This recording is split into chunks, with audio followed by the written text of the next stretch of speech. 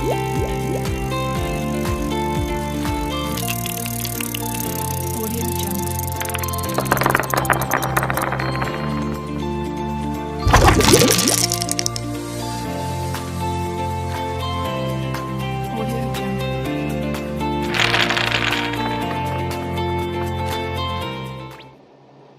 વિદ્યાર્થી મિત્રો, તો હવે આપણે સ્વાધ્યાયનો 3.25 નંબરનો દાખલો ગણવાનો છે.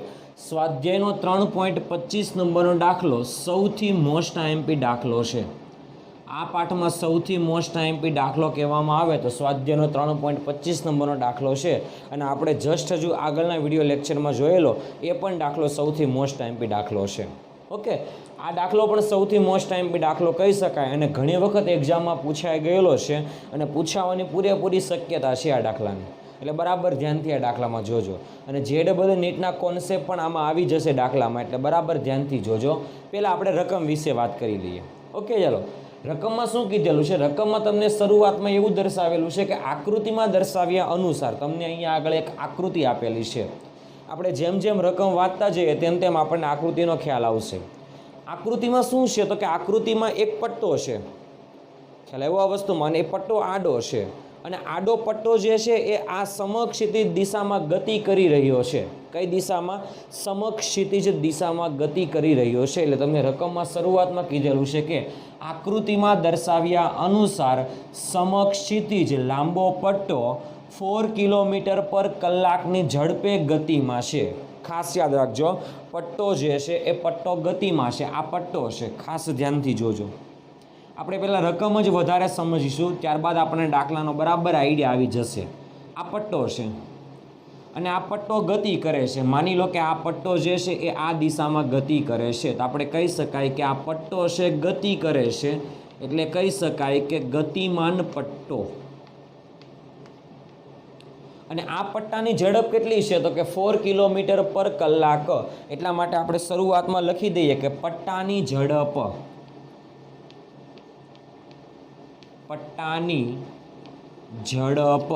કેટલી છે તો કે એને આપણે VB કહીએ. બેલ્ટ એટલે પટ્ટો, તો પટ્ટાની ઝડપને આપણે VB કહીએ. કેટલા કિલોમીટર પર કલાક છે તો કે 4 કિલોમીટર પર કલાક. કલાક -1 ઉપર આવે થાય.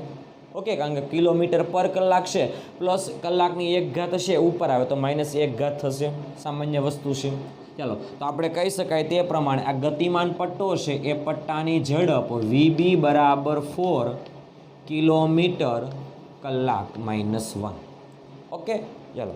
હવે શું કીધેલું છે કે આ જે પટ્ટો જે છે ને એ પટ્ટા પર એક માતા અને પિતા, ખાસ ધ્યાન આપજો, એક બાળકના માતા પિતા, ખાસ ધ્યાન આપજો કે આ પટ્ટા પર એક બાળકના માતા પિતા એકબીજાથી 50 મીટર દૂર બેઠેલા છે. એટલા માટે કહી શકાય કે પટ્ટા પર અહીંયા પિતા છે અને અહીંયા માતા છે, તો માતા અને પિતા વચ્ચેનું જે અંતર છે ને, ખાસ ધ્યાનથી જોજો. આ અંતર કેટલા મીટરનું છે તો કે 50 મીટરનું અંતર છે. એટલા માટે આપણે કહી શકાય કે માતા પિતા વચ્ચેનું અંતર, બાળક જે છે એ બાળકના માતા પિતા વચ્ચેનું અંતર આ પટ્ટા પર બેઠેલા છે ત્યારની વાત થાય છે. એ અંતરને આપણે x કહીએ. અંતર કેટલું છે તો કે 50 મીટર જેટલું છે. કેટલા મીટર જેટલું છે? 50 મીટર જેટલું છે. ઓકે, ચાલો આપણે વાત કરીએ. અને બાળક પટ્ટાની સાપેક્ષે, ખાસ યાદ રાખજો, બાળક જે છે એ પટ્ટાની સાપેક્ષે 9 કિલોમીટર પર કલાકની ઝડપે માતા પિતાની વચ્ચે આગળ પાછળ ગતિ કરે છે. એટલે આખી ઘટના સાંભળજો બરાબર શું છે તે. ખ્યાલ આવ્યો? માની લો કે આ સમક્ષિતિજ પટ્ટો છે. અહીં આગળ આકૃતિ પ્રમાણે દર્શાવેલો તે પ્રમાણે સમક્ષિતિજ પટ્ટો છે અને પટ્ટો આખો ગતિ કરે છે. ખાસ ધ્યાનથી જોજો, સમક્ષિતિજ પટ્ટો હોય અને પટ્ટો આખો ગતિ કરતો હોય. પટ્ટા ઉપર પિતા અહીંયા બેઠા છે અને માતા અહીંયા બેઠા છે, તો માતા પિતા વચ્ચેનું અંતર કેટલું છે? 50 મીટર. એ પટ્ટા ઉપર સ્થિર બેઠા છે. તો આનો મતલબ એવો થાય કે પટ્ટો ગતિ કરે તો એની ઉપર બેઠેલા માતા અને પિતા પણ શું કરતા હશે? ગતિ કરતા હશે. હવે તમને આઈડિયા આવી ગયો હશે કે માતા પિતા કેટલી ઝડપથી ગતિ કરતા હોય તો કે પટ્ટાની ઝડપથી ગતિ કરતા હોય છે. એટલે ખાસ ધ્યાન આપજો આ કોન્સેપ્ટમાં. ઓકે, એટલા માટે અહીંયા આગળ આપણે એવું કહી શકાય કે પટ્ટો જેટલા વેગથી ગતિ કરે છે એટલા જ વેગથી એના માતા પિતા જે છે એના માતા પિતા પટ્ટા ઉપર બેઠેલા છે, એટલે કે પટ્ટા ઉપર બેઠેલા છે એટલે પટ્ટો ગતિ કરે તો માતા અને પિતા બંને ગતિ કરશે, તો માતા અને પિતા બંનેની ઝડપ કેટલી થશે તો કે પટ્ટાની જેટલી ઝડપ છે તેટલી ઝડપ. ખ્યાલ આવ્યો આ વસ્તુમાં?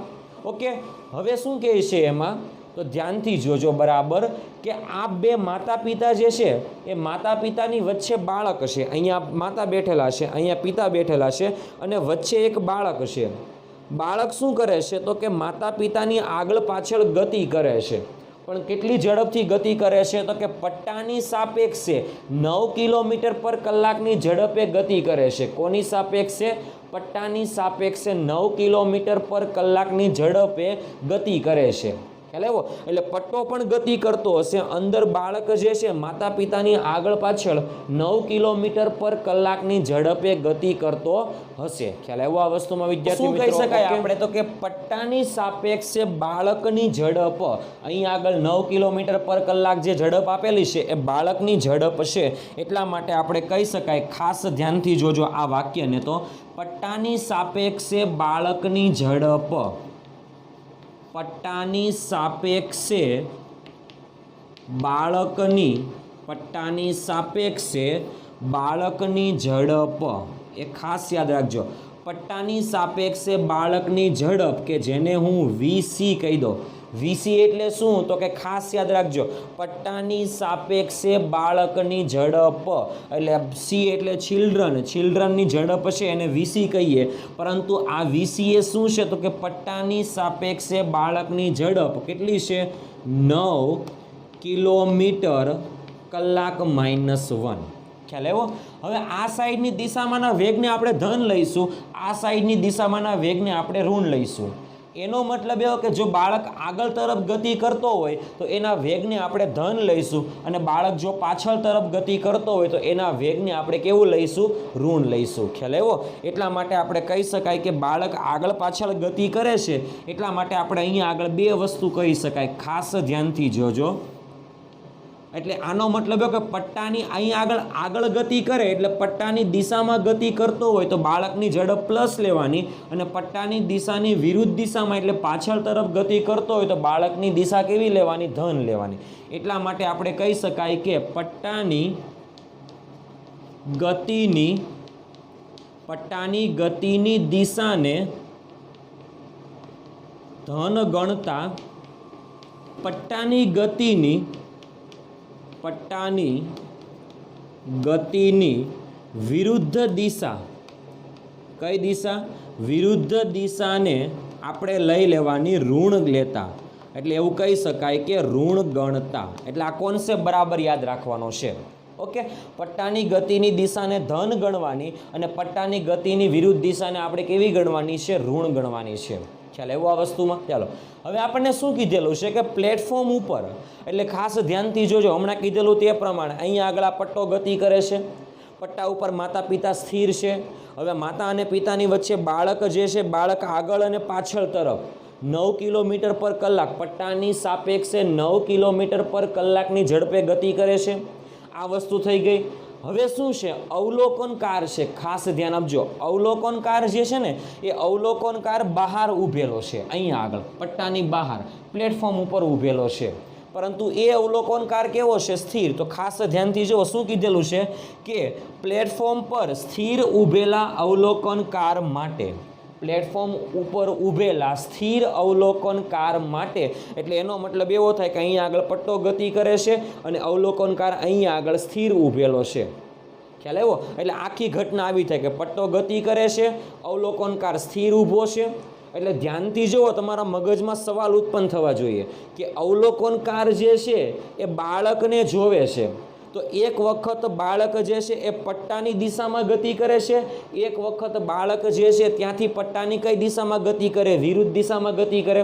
એટલે એક વખત પિતા તરફથી માતા તરફ જાય ત્યારે એવું કહી શકાય કે પટ્ટાની દિશામાં ગતિ કરે છે, અને એક વખત બાળક જે છે માતાથી પિતા તરફ જાય છે એટલે કહી શકાય કે પટ્ટાની વિરુદ્ધ દિશામાં ગતિ કરે છે. ખ્યાલ આવ્યો આ વસ્તુમાં વિદ્યાર્થી મિત્રો? ઓકે, તો અવલોકનકારની સાપેક્ષે ખાસ ધ્યાન આપજો, અવલોકનકાર માટે આ બાળક જે છે એ બાળકની ઝડપ કેટલી હશે, કઈ કઈ જગ્યાએ, તો કે આગળ તરફ ગતિ કરે ત્યારે અને પાછળ તરફ ગતિ કરે ત્યારે. આ બે વસ્તુનો કોન્સેપ્ટ હવે આપણે ભણવાનો છે, ખાસ ધ્યાન આપજો. પ્રશ્ન આપણને એ જ પૂછેલો છે, પહેલો પ્રશ્ન, કે પટ્ટાની ગતિની દિશામાં દોડતા અને પટ્ટાની ગતિની વિરુદ્ધ દિશામાં દોડતા બાળકની ઝડપ મેળવો, પરંતુ કોની સાથે, તો કે કોના માટે, તો કે સ્થિર અવલોકનકાર માટે પટ્ટાની ગતિની દિશામાં અને પટ્ટાની ગતિની વિરુદ્ધ દિશામાં દોડતા બાળકની શું મેળવવાની છે, ઝડપ મેળવવાની છે. ખાસ યાદ રાખજો, ઘટના કંઈક આવી થાય છે. પટ્ટો ગતિ કરે છે, પટ્ટા પર બાળક આગળ અને પાછળ તરફની દિશામાં ગતિ કરે છે, ખ્યાલ આવ્યો? તો અવલોકનકાર માટે આ બાળકની ઝડપ કઈ હશે, એટલે પટ્ટાની દિશામાં ગતિ કરતા અને પટ્ટાની ગતિની વિરુદ્ધ દિશામાં ગતિ કરતા બાળકની ઝડપ કેટલી હશે તે મેળવવાનું છે. એટલે તમને જવાબ પણ આઈડિયા આવી જવો જોઈએ. ખ્યાલ આવ્યો આ વસ્તુમાં વિદ્યાર્થી મિત્રો? ઓકે, એટલા માટે આપણે કહી શકાય કે પટ્ટાની ગતિની દિશાને ધન ગણતા, તો આપણે આમાંથી પહેલો પ્રશ્ન લેવાનો છે કે પટ્ટાની ગતિની દિશામાં દોડતા બાળક માટે. એટલે આપણે એ પ્રશ્નનો જવાબ મેળવવાનો છે કે પટ્ટાની ગતિની દિશામાં દોડતા બાળકની ઝડપ, ખાલી અહીંયા આગળ ધ્યાન આપજો, ખાલી પટ્ટાની ગતિની દિશામાં દોડતા બાળકની ઝડપ, એને આપણે કહીએ VC' કહીએ. શું કહી દઈએ? VC'. પટ્ટાની ગતિની દિશામાં દોડતા બાળકની ઝડપ. પણ કોના માટે? અવલોકનકાર માટે વાત થાય છે આ બધી. અવલોકનકાર માટે, એટલે ખાસ ધ્યાન આપજો, કોના માટે? તો કે અવલોકનકાર માટે. અવલોકનકાર માટે. ઓકે, આ અવલોકનકાર માટે પટ્ટાની ગતિની દિશામાં દોડતા બાળકની આપણે ઝડપ મેળવવાની છે. કેટલી હશે? ખાસ ધ્યાનથી જોજો. અવલોકનકાર અહીંયા ઊભો છે, બાળક પટ્ટાની દિશામાં ગતિ કરે છે, એટલે પટ્ટાની પણ ગતિ એ આવશે અને બાળકની પણ ગતિ આવશે. ખાસ ધ્યાન આપજો, કારણ કે પટ્ટો પણ આ દિશામાં ગતિ કરે છે, બાળક એના ઉપર ઊભો રહીને એની દિશામાં જ ગતિ કરે છે, એટલે અવલોકનકારને બાળકની ઝડપ વધારે લાગશે. કેમ? તો કે પટ્ટો અને બાળક બંને કઈ દિશામાં ગતિ કરે છે? એક જ દિશામાં ગતિ કરે છે. એટલા માટે આપણે કહી શકાય કે VC' ઇઝ ઇક્વલ ટુ શું કહી શકાય? તો કે VC પ્લસ VB. આવું શા માટે? કારણ કે અવલોકનકાર જે છે એ બાળકને અને પટ્ટાને બંને એક જ દિશામાં ગતિ કરતા જોવે છે. એટલે ખાસ ધ્યાન આપજો કે અવલોકનકાર માટે પટ્ટાની ગતિની દિશામાં દોડતા બાળકની જે ઝડપ છે એ બાળકની ઝડપ પ્લસ પટ્ટાની ઝડપ. આ બાળકની ઝડપ છે પરંતુ પટ્ટાની સાપેક્ષે બાળકની ઝડપ પ્લસ પટ્ટાની ઝડપ, આ બંનેનો સરવાળો થશે. ઓકે, આ મગજમાં આઈડિયા આવી જવો જોઈએ. આટલી બધી વસ્તુ કીધેલી છે ત્યારે. ઓકે, ચાલો હવે આપણે ખાલી કિંમત મૂકવાની છે. VC કેટલા છે? ધ્યાનથી જુઓ, 9. VB કેટલા છે? તો કે 4. તો આપણે કહી શકાય કે VC' ઇઝ ઇક્વલ ટુ, અહીંયા આગળ VC કેટલા છે? તો કે 9 પ્લસ VB કેટલા છે? તો કે 4. એટલા માટે આપણે કહી શકાય કે VC' બરાબર 9 ને 4 કેટલા છે? તો કે 13 કિલોમીટર કલાક -1 આ બાળકની ઝડપ છે. કોની સાપેક્ષે? બરાબર, કોના માટે? તો કે અવલોકનકાર માટે પટ્ટાની ગતિની દિશામાં દોડતા બાળકની ઝડપ 13 કિલોમીટર પર કલાક મળે છે. ધન મળવાનું કારણ શું? કારણ કે બંને કઈ દિશામાં ગતિ કરે છે? એક જ દિશામાં ગતિ કરે છે, એટલા માટે. ખ્યાલ આવ્યો આ વસ્તુમાં વિદ્યાર્થી મિત્રો? એટલે કોન્સેપ્ટ બરાબર ધ્યાન આપજો. આગળ આપણે વાત કરીએ બી પેટા પ્રશ્ન, કે પટ્ટાની ગતિની વિરુદ્ધ દિશામાં દોડતા બાળક માટે. પટ્ટાની ગતિની વિરુદ્ધ દિશા એટલે માતાથી પિતા તરફ જતા બાળક માટે. એટલે ખાસ ધ્યાન આપજો કે બી પેટા પ્રશ્ન આપણે મેળવવાનો છે, એના માટેની આપણે વાત કરીએ છીએ. ખાસ ધ્યાનથી જોજો. અવલોકનકાર માટે જ છે, તો અહીંયા આગળ કહી શકાય કે પટ્ટાની ગતિની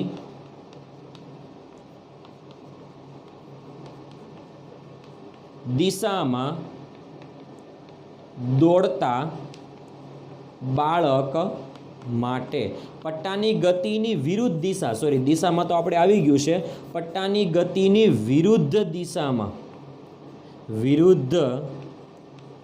દિશામાં દોડતા બાળક માટેની આપણે ઝડપ મેળવવાની છે, એને આપણે વીસી ડબલ ડેશ કહીએ છીએ. શું કહીએ છીએ? ધારો કે વીસી ડબલ ડેશ એટલે પટ્ટાની ગતિની વિરુદ્ધ દિશામાં દોડતા બાળક માટે. પટ્ટો આ દિશામાં ગતિ કરે છે, બાળક એની વિરુદ્ધ દિશામાં ગતિ કરે છે, એટલે ખાસ ધ્યાન આપજો. પટ્ટો આ દિશામાં ગતિ કરે એટલે પટ્ટાની ઝડપ પ્લસ આવશે, એટલે વીબી આવશે. અને બાળક આ દિશામાં ગતિ કરે એટલે ઋણ દિશામાં ગતિ કરે છે, કારણ કે ગતિની વિરુદ્ધ દિશાને આપણે કેવી લેવાની? ઋણ. એટલા માટે કહી શકાય કે માઇનસ વીસી. ઓકે, વીબી કેટલા છે? ધ્યાનથી જુઓ, તમને વીબી આપેલા છે 9, અહીંયા આગળ સોરી વીબી આપેલા છે 4 અને વીસી આપેલા છે 9, તો 4 - 9 એટલે થશે -5 કિલોમીટર પર કલાક. તો આનો મતલબ એવો થાય કે પટ્ટાની સાપેક્ષે અવલોકનકાર માટે પટ્ટાની ગતિની વિરુદ્ધ દિશામાં બાળકની ઝડપ અવલોકનકારને કેટલી લાગશે? -5 કિલોમીટર પર કલાક. એટલે 5 કિલોમીટર જ હશે, પરંતુ કઈ દિશામાં હશે? તો કે વિરુદ્ધ દિશામાં. કેમ? તો કે પટ્ટો એની ગતિની વિરુદ્ધ દિશામાં ગતિ કરે છે, એટલે પટ્ટો અને બાળક બંને વિરુદ્ધ દિશામાં ગતિ કરશે, એટલે અવલોકનકાર માટે બાળક જે છે એ બાળક ઓછી ઝડપે ગતિ કરતો હોય તેવું લાગશે, કારણ કે બંને કઈ દિશા છે? વિરુદ્ધ દિશા છે. એટલે ખાસ યાદ રાખજો, આ વસ્તુ ક્લિયર થવી જોઈએ. એટલે બાળકની ઝડપ કેટલી લાગશે? 5 કિલોમીટર પર કલાક. કેમ?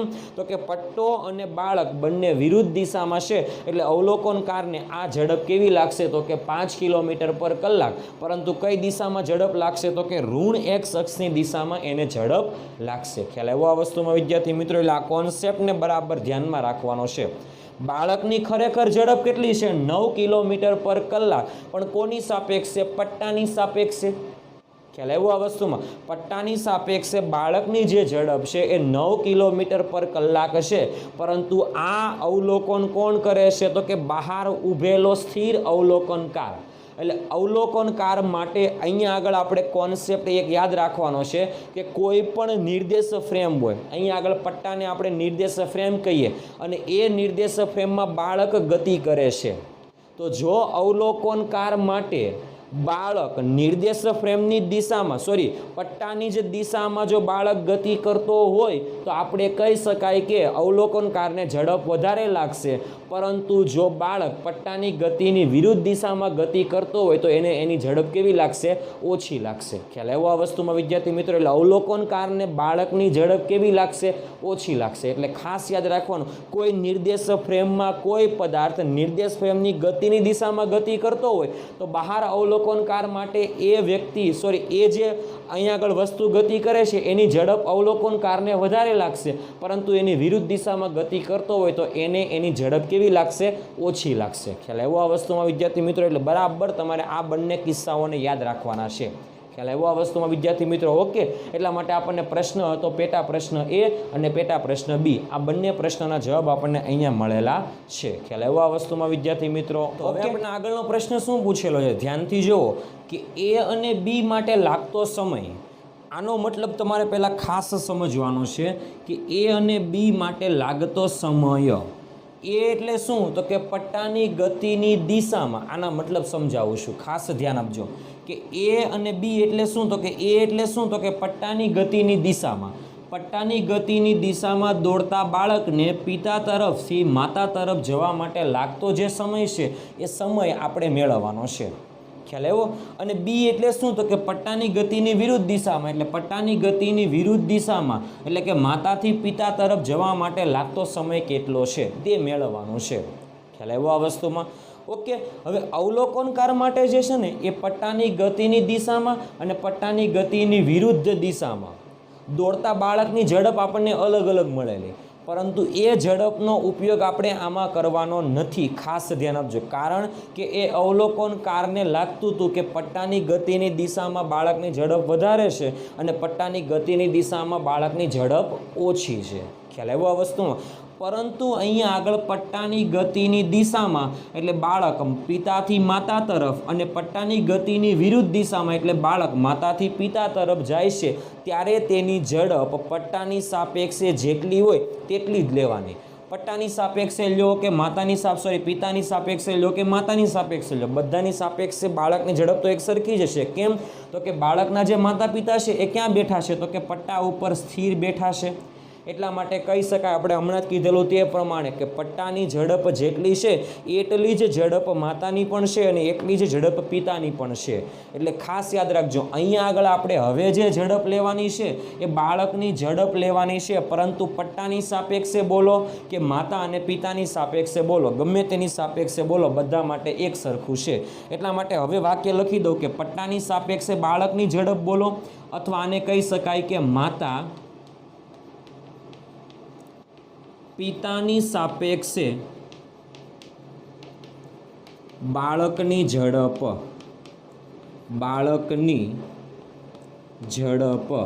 જે પણ કંઈ બોલો બધું એક સરખું જ હશે. એને આપણે વીસી કહીશું. કેટલા હશે? 9 કિલોમીટર પર કલાક હશે. ઓકે, તેનો મતલબ એવો કે પિતાથી બાળકને માતા સુધી પહોંચવા માટે ઝડપ કેટલી છે? 9 કિલોમીટર પર કલાક. અને એવી જ રીતે માતાથી પિતા સુધી પહોંચવા માટે બાળકની ઝડપ કેટલી છે? તો કે 9 કિલોમીટર પર કલાક. કેમ? તો કે આપણને કીધેલું છે કે પટ્ટાની સાપેક્ષે 9 કિલોમીટર પર કલાકની ઝડપે માતા પિતાની વચ્ચે આગળ પાછળ ગતિ કરે છે. આગળ ગતિ કરે પટ્ટાની સાપેક્ષે તો પણ ઝડપ આટલી, પટ્ટાની સાપેક્ષે પાછળ ગતિ કરે તો પણ બાળકની ઝડપ આટલી. એટલે માતા પિતાની સાપેક્ષે પણ બાળકની ઝડપ એટલી જ રહેવી જોઈએ. ખ્યાલ આવ્યો? આ કોન્સેપ્ટ તમારે પહેલાં ક્લિયર કરવાનો. કારણ કે માતા અને પિતા પટ્ટા પર કેવા બેઠેલા છે? સ્થિર બેઠેલા છે. એટલે બરાબર કોન્સેપ્ટ યાદ રાખવાનો છે. એટલા માટે આપણને એ અને બી માટે લાગતો સમય એટલે પટ્ટાની ગતિની દિશામાં દોડીને પિતાથી માતા તરફ જતા લાગતો સમય અને માતાથી પિતા તરફ જતા લાગતો સમય, બંને માટે લાગતો સમય એક સરખો છે. એટલા માટે હવે આપણે વાક્ય લખી શકાય કે બાળક પટ્ટાની ગતિની દિશામાં અને પટ્ટાની ગતિની વિરુદ્ધ દિશામાં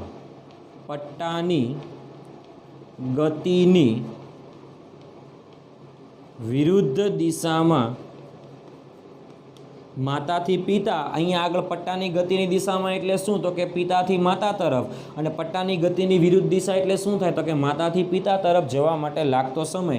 એટલે દિશામાં જવા માટે લાગતો સમય સમાન હશે. ઓકે, તો આપણી પાસે ઝડપ બરાબર સૂત્ર હતું અંતર ભાગ્યા સમય. તો આપણે જો સમયને સૂત્રનો કરતા બનાવી દઈએ તો સમય બરાબર આપણી પાસે સૂત્ર આવે અંતર ભાગ્યા ઝડપ.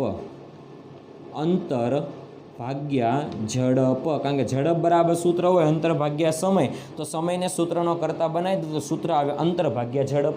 ઓકે, આપણી પાસે અંતર છે. કેટલું અંતર છે? 50 મીટર. ઝડપ કેટલી છે? ખાસ ધ્યાનથી જોજો, 9 કિલોમીટર પર કલાક. કેટલી છે? 9 કિલોમીટર પર કલાક. આને આપણે મીટરમાં ફેરવવાનું અને આને આપણે સેકન્ડમાં ફેરવવાનું થશે. એટલે ખાસ ધ્યાનથી જોજો. એટલા માટે આપણે કહી શકાય કે અંતર જે છે બંને વચ્ચેનું અંતર કેટલું છે? 50 મીટર ડિવાઇડેડ બાય, ખાસ ધ્યાન આપજો, ઝડપ જે છે એ 9 કિલોમીટર એટલે 1000 પર કલાક એટલે કેટલા? 3600. છેદનો છેદ ક્યાં જશે? અંશમાં જશે. એટલે કહી શકાય 3600. એટલે આ બધું શેમાં રૂપાંતર થઈ ગયું? કિલોમીટરનું મીટરમાં, કલાકનું સેકન્ડમાં. ઉપર મીટર નીચે મીટર કેન્સલ, પણ સેકન્ડ જે છે છેદનો છેદ ક્યાં જશે?